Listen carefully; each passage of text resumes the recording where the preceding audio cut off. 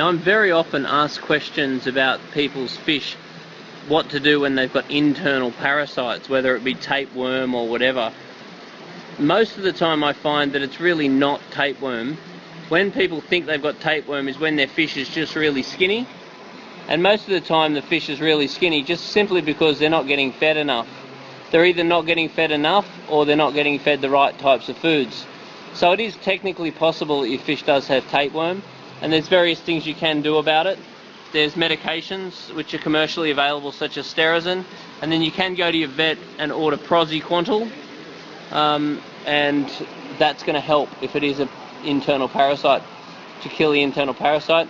But as I said, most of the time it is not. It is just simply that this fish is either not competing in the aquarium, it's just not eating enough, or you're just not feeding enough.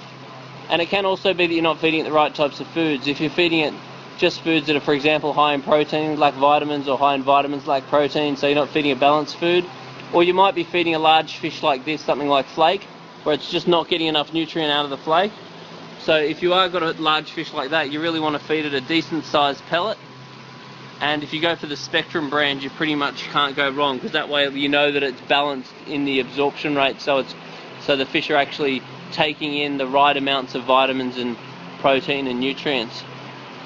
So once again, if you do get a fish that you do feel is got internal parasites, by all means consider a precautionary dose of something like Sterazin, but more likely than not, you just need to get this fish to eat more. So if you just feed it more, whether that means isolating it or whether that means changing the food that you're offering it. I guess at the end of the day, if your fish is skinny, it usually just means your fish is skinny.